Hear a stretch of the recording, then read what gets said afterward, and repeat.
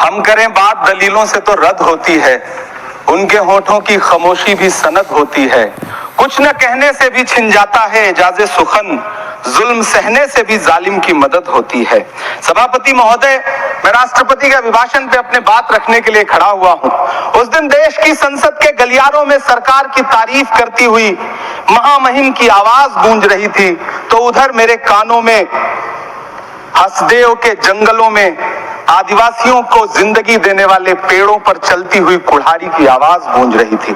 सभापति महोदय, इस तरफ महामहिम के भाषण पर प्रधानमंत्री जी संसद की मेज थपथपा रहे थे और उधर उत्तराखंड की अभागी बिटिया अंकिता भंडारी के इंसाफ की आवाजें मध्यम पड़ती जा रही थीं, जो आज भी पूछ रही हैं कि आखिर वो वीआईपी कौन था जिसके लिए अंकिता भंडारी को मार दिया गया। सभापति महोदय, इधर महामहिम सामाजिक न्याय की बात कर रही थी और उधर उत्तराखंड के कोटद्वार में नफरती लोगों के खिलाफ एक बुजुर्ग को बचाने के लिए खड़ा हुआ दीपक, जो मोहब्बतों की रोशनी लेके खड़ा हुआ था, उसके खिलाफ कोटद्वार की पुलिस गंभीर धाराओं में एफआईआर दर्ज कर रही थी और वो भी उस दिन हो रहा था जब उत्तराखंड के मुख्यमंत्री कोटद्वार में मौजूद थे।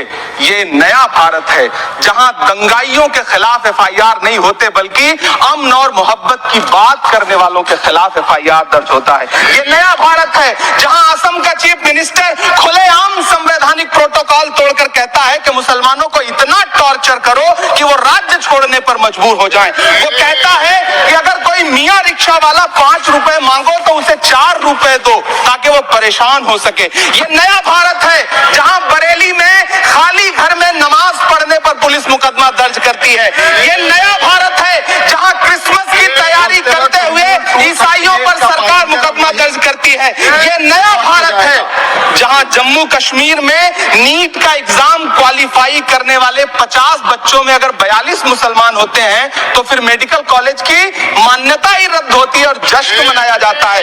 महामहिम, राष्ट्रपति का भाषण में सुन रहा था। सर, यह नया भारत है जहां मध्य प्रदेश के बैतूल में बच्चों के स्कूल बनवा रहे मोहम्मद नईम का घर स्कूल इसलिए तुड़वा दिया जाता है क्योंकि वो स्कूल बनवा रहे थे। ये नया भारत है जहां कोर्ट का स्टे होने के बावजूद बनारस की दाल मंडी में सैकड़ों दुकानें तोड़ी जा रही हैं क्योंकि रास्ता चौड़ा करना है।